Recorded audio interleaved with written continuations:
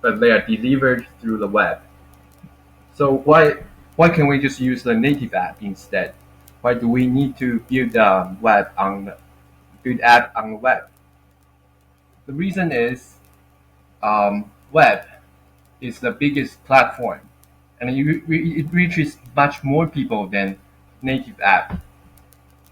Although um, although people tend to spend more time with their native app than the web. So we take the best of the both worlds. We get progressive web app. There are like you can easily turn your web page into a progressive web app in 3 steps.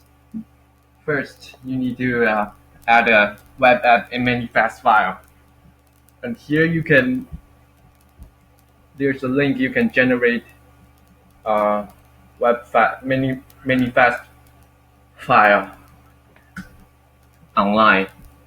A manifest is a JSON file that collects all the information about your application into a JSON file. It basically tells how your website appear on the mobile. And the second thing is a service worker.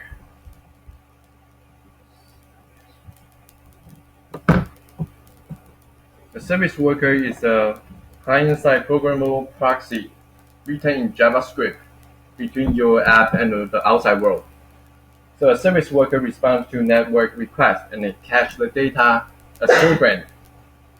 So it provides fast because it's loaded in a cache, and it's able to work in low data connection and even work offline environment.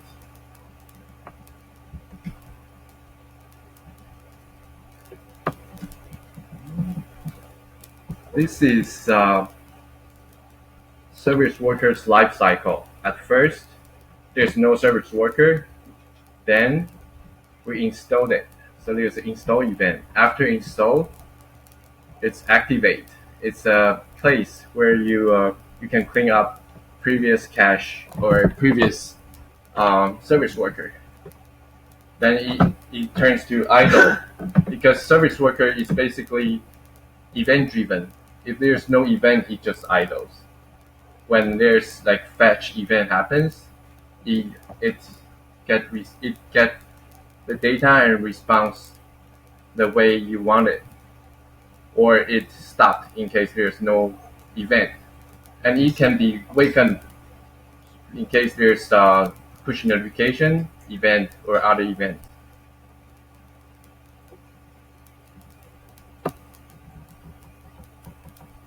The last step for making for turning your web into a progressive web page is web app is HTTPS.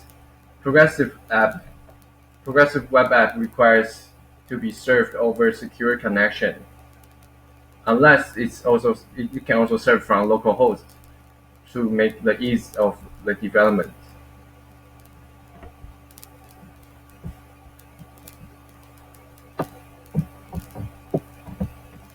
PWA use this app shell architecture.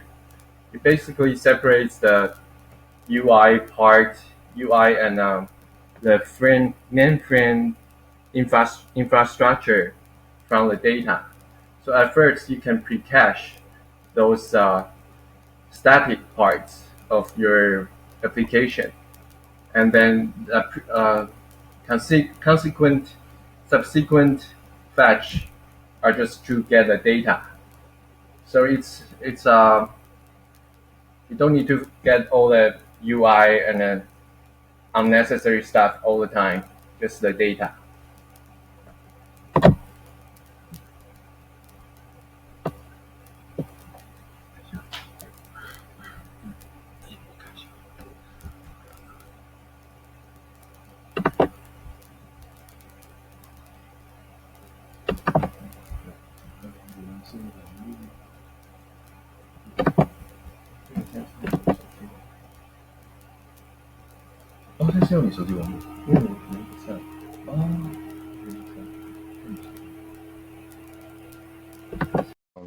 NASA that just grabbed I think daily picture, and you can from here there's input, you can choose the date and fetch the daily picture.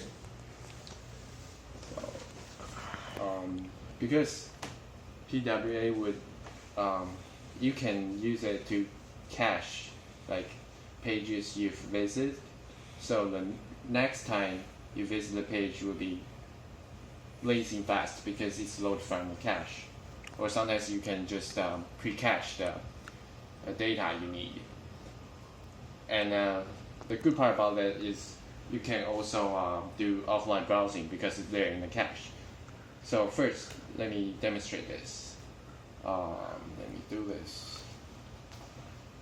I want to turn on the dev tool. There's a tab called application, which is very helpful when you're trying to develop and debug your service worker. You can see here I have static cache. That's basically the app shell part, and dynamic cache. That's I haven't had anything yet because I haven't clicked anything. So let me fetch a picture first, and now you can see there's some entry in the dynamic cache. So now if I that's I don't know what's that, but let's click one more. Fetch.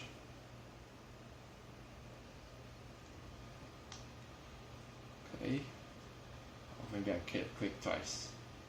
Alright, so if we now go offline, but the stuff's still in my cache, right? So let me do it.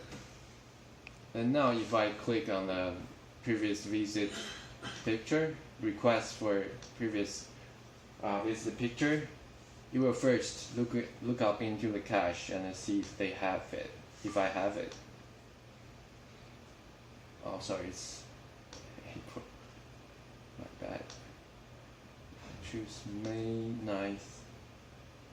May 9th. Okay, fetch. That's how it works. Oh yeah, okay, we got it. So this is like demonstration for offline browsing.